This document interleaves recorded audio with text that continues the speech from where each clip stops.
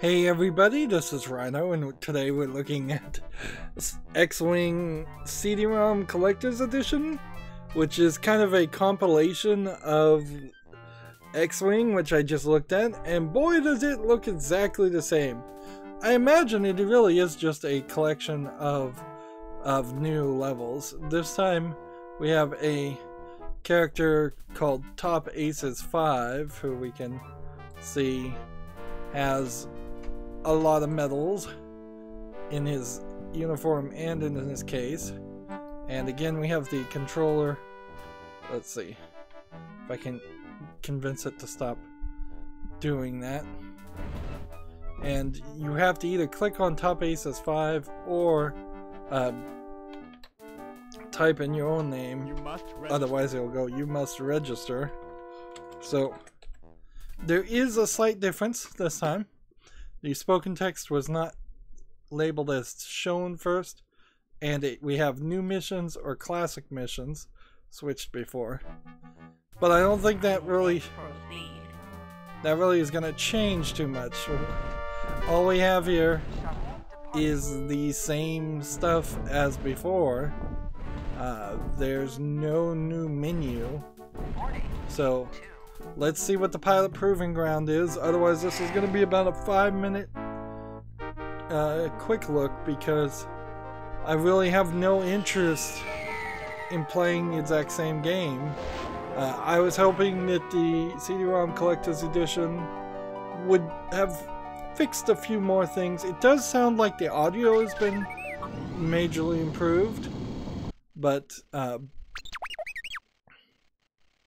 you have 8.5 minutes to finish the course. Press 8 to abort. See, I don't understand why they would give you 8.5 minutes to play a level.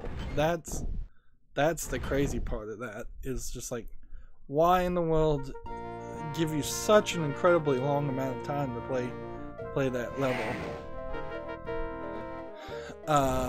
Historical combat, let's see where this takes us. If it takes us anywhere different. Yeah.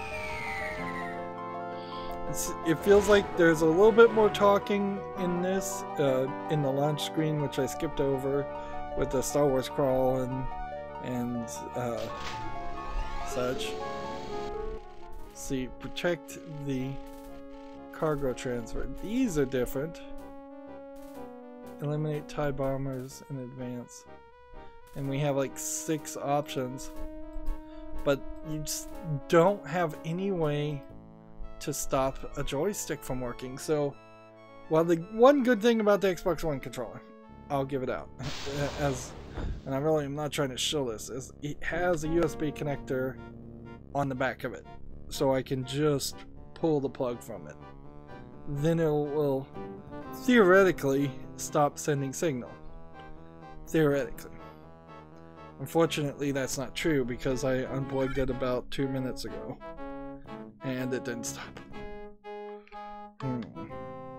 The adapter itself is introducing the dead zone noise. Like, so either that's, either it's coming from the joystick, or it's coming from the mouse. And the mouse has, this is a standard laser mouse, just what you would have anywhere. So yeah, that's not good. Like, we can't really play the game. A pair of cargo containers has been hidden away in but notice how this guy is actually talking this time.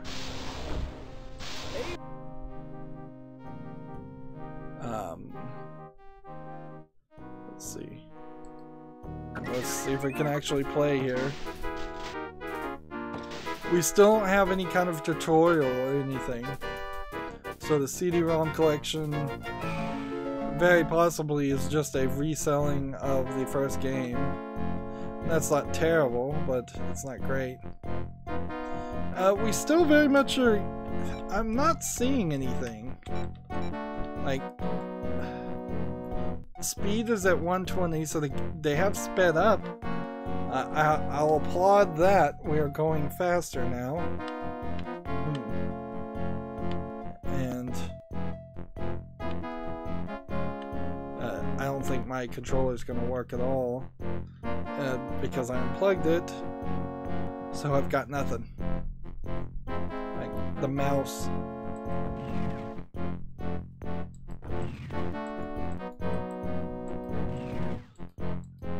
I don't see anything in front of us.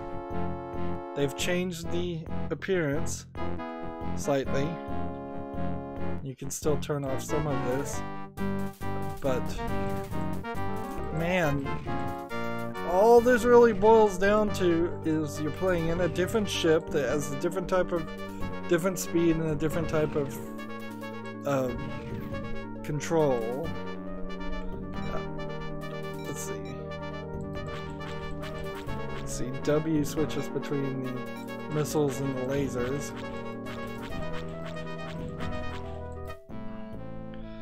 D is the debriefing.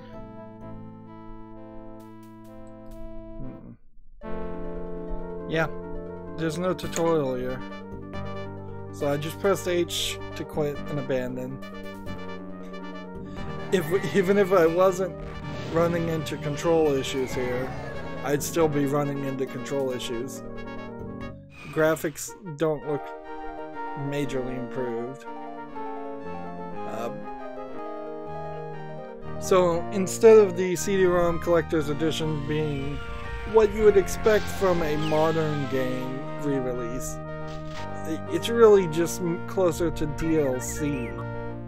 And I don't know, like, I guess it just really goes to show that DLC has been around a lot longer than people have realized. It was just in previous cases you were buying expansion packs and they were standalone installs. Let's return to a spaceport. Like, I don't know if that's better. Like, that being said, I guess there are right now, like, Dead or Alive 6 just came out with a $100 season pass on top of paying $60 for the game. So it seems like DLC has gotten insane, and that's like season pass 1 of potentially multiple years of season passes. So at least in the old days, if you were paying what would have been the equivalent of $40 or $50 for a game like this, you might have even been paying the equivalent of $80 because of inflation or deflation for a game like this. That would have been it. The CD-ROM collection is a combination of 2 mission expansions. So clearly somebody liked X-Wing when it first came out. It clearly was amazingly successful, and that is my vague memory of it too, is as somebody who never really played it or really even knew anybody that played it, I at least heard enough of people talking about it to say, okay, the people that do like this are enjoying themselves and willing to go that extra mile. So you definitely would want to play the CD-ROM version over the classic version. We're getting actual voices and talk here. This feels like this is the same mission, though, that we had done before. Like, and all of these missions feel exactly the same. So I'm not seeing any other planes. I don't know if there are bugs here. And the weird thing about all of these games is they're all, for the most part, published, I think, by the same company on Steam, and they're just running through DOSBox emulation. So there are some updates you'll see where it's like, oh, we've updated it for Windows 10, and the truth of the matter is, no, they really didn't. But Oops, hit the wrong button. I hit D thinking that would work for WASD. So yeah, this ship that we're in is the same ship as before. Yeah, and it's going the same speed as before, at 90 or 40, whatever that is. We have like 20 minutes to shoot it, but we're wildly out of control. This probably was the beginning of a lot of those fans who bought flight simulators and had a flying yoke and throttle and $300 to $3,000 worth of equipment plugged into their computers. But I don't think that would really change your experience much for this game, because I don't think it can configure to that kind of equipment. I wonder if I just fly around in circles here for 20 minutes, will my partner do everything for me? It's an interesting thought. Like, because of the controls being miscalibrated, now I am just flying in circles, and there's nothing I can do about it. The joystick calibration will not reset, probably, at all until I exit the emulator and start all over again. But even if that wasn't a problem, you kind of don't know what you're supposed to do. You're just thrown out in the middle of space and told to go shoot at things. And that would be fine, but we could really use somebody whispering in our ear, telling us, shoot those guys, or go this direction, or just a little feedback, you're flying in the wrong direction.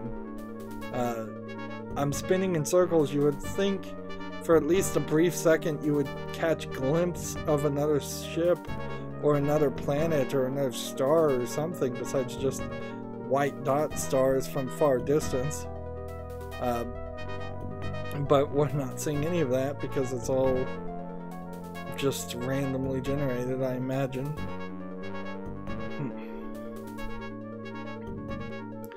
So let's think for a second.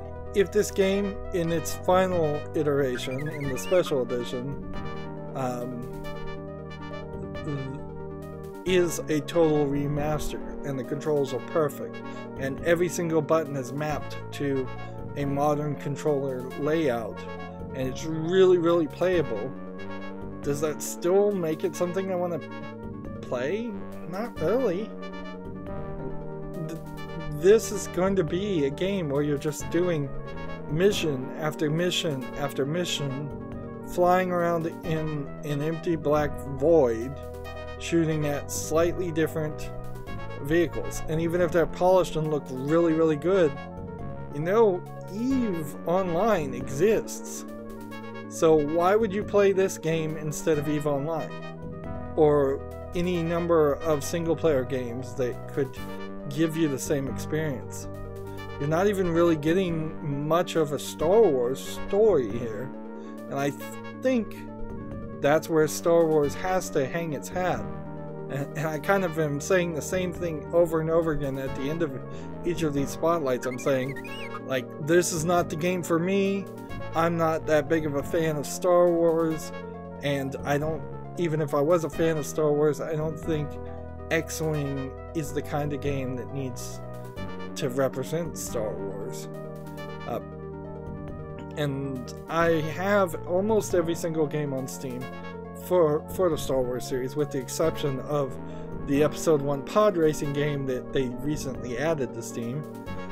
So that'll be the one, at least one of the games I don't cover this year, because I have no interest in paying full price for that.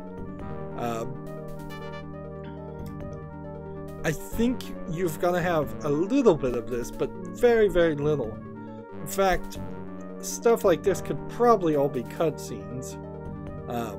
They're not interesting at all. So it just said a target was captured. Does that mean there's anything left to do? I see 2 red dots.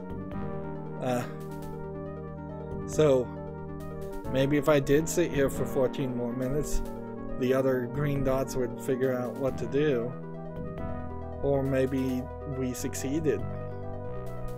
Does this game even go to an end screen when you succeed? Or do you have to always press H and go in hyperspace yourself? Honestly, if you shoot just once, you might get 100% accuracy on your shots and hit something, and then just wait out the mission, and that might get you a medal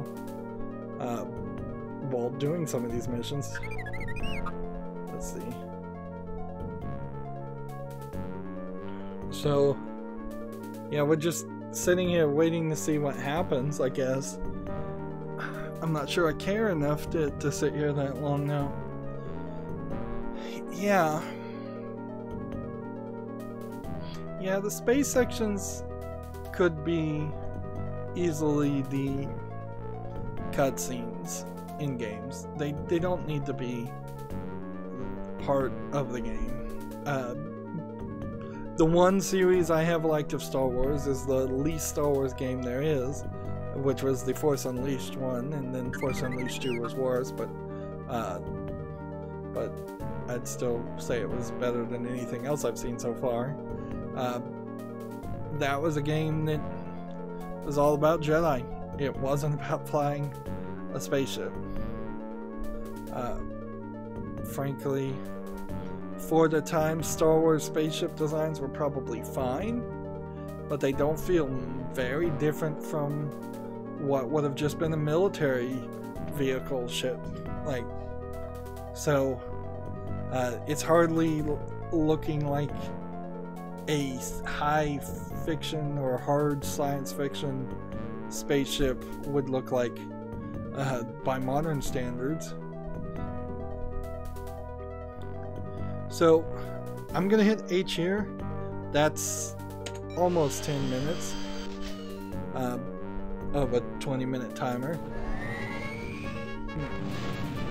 There is some argument that the rebooted TV series of Battlestar Galactica would be kind of the visual aesthetic that you would want to try to do for something like Star Wars. Try to make it look very, very realistic and believable, instead of, and get away from silly and metallic and just kind of ridiculous. The episode 8 though, like episode 6, episode 7, yeah, they look fine still. They're doing the Star Wars style, but they're not great, and it's not doing anything new or interesting with it. It would have been better, frankly, in the Star Wars, in the third trilogy, for them to have jumped 1,000 years in the future. That way you could have had no need to deal with any of the old cast at all, or have them be just on recordings or as Jedi ghosts or whatever. It would allow you to move the technology and update all the technology quite a bit. Get away from the idea of just, oh, it's another Death Star, a bigger Death Star, a bigger Death Star, which is all they've been able to do in the movies.